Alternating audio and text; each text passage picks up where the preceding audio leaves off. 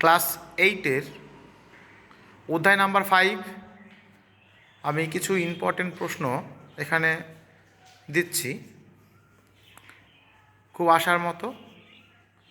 আমার যেগুলো মনে হয়েছে আসার মতো আর কি, সেগুলো আমি লিখেছি এবং প্রেক্ষাপট করেছি। আমার এডুকেশান বা একাডেমিতে আমি ঠিক আমার স্টুডেন্টদের যেরকমভাবে আমি নোটস দিয়ে থাকি, সেরকম করে আর কি নোটস আমি এখানে দিয়ে দিচ্ছি।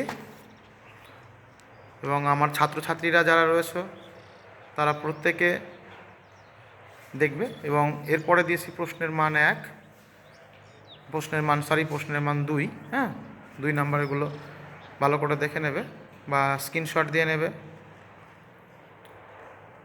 এগুলো হচ্ছে আসার মতো।